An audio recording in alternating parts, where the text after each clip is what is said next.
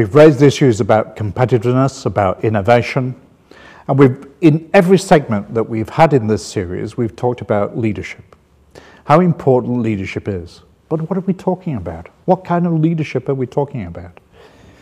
Well, for the last 25 years, my colleague Don Simpson and I have been looking at the characteristics of high-performing leaders.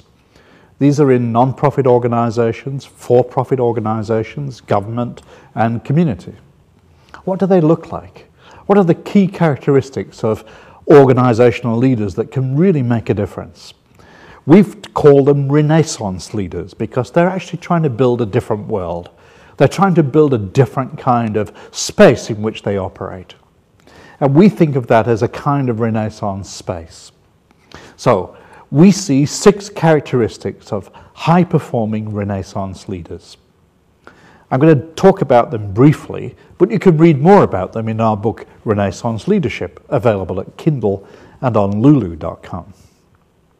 So, what are the characteristics? The first one is practice personal mastery. These are people who know who they are. They don't spend a lot of their time in an organization using the organization to discover themselves. They're actually way past that. They know who they are. They know what their strengths are. They know what their limitations are. They can laugh at themselves. They can understand how they are making a difference to a room, to a team, to an experience in the organization. They are people who are conscious of the impact they can have on other people. They have personal mastery. They don't act at random. They are mindful in how they act in the organization. So that's a key characteristic. They know who they are. The second is that they think big and they think global. They understand how the world is now working. They understand patterns in the world. They understand the world as a system. If they're in an industry, they understand how that system of the industry is working globally. But they take that global knowledge and apply it locally. We call it going global. They can apply global ideas, lessons learned elsewhere in the world, to their own situation locally. They're global thinkers. The third thing they do is think around problems. They don't just simply direct their attention to a problem as a technology problem or a marketing problem. They cross boundaries. They cross boundaries all the time.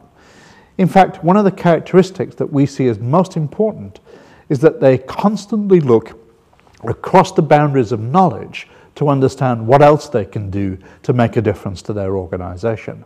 They're cross-boundary thinkers.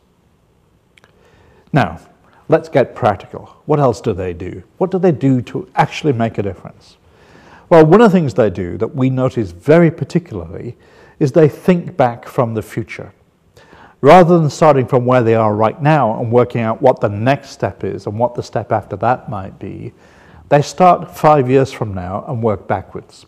They say, if this is what the world will look like that we will help to contribute and make 5 years from now, what do I have to do 4 years from now, and then 3 years from now, and then 2 years from now, and then right now to make that happen? And the answers are very different if you come back from the future than if you go from the present forward. They tend to do that a lot more than most managers do, most other leaders do. Thinking back from the future is a big skill. 2 other things. The first is that they drive performance with a passion. They actually put themselves as a whole person into the work that they do. They're not just thinking with their head or acting with their hearts and minds. They're actually behaving as a whole person, and they're passionate about what they're trying to do. People, when they come into a room, recognize that they are there as a whole person to make a difference. And they have that passion that drives what they do, and that helps to drive other people. People can connect to them because they're committed and passionate about what they're trying to achieve. And the last thing that we see as a critical characteristic of Renaissance leaders is that they lead change in systematic ways. They're actually very focused on making change happen, to make change a constant part of organizational life. You can't stay the same, you have to keep moving. And they understand how to make that happen in systematic and organized ways. Change just just happen one afternoon, just doesn't come down from on high. They're building towards constant change all the time. So these 6 characteristics make for a Renaissance leader, and we need more of those leaders for the future, because it's a very different future from the one we're used to in our past. For these leaders to be successful, they need to ensure that they have followers. And those followers need to be equally passionate about what it is they are trying to achieve. So the implied characteristic, the kind of hidden 7th characteristic of the Renaissance leader, is they know how to engender commitment in other people.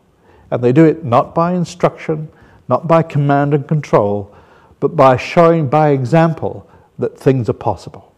That's what leadership looks like.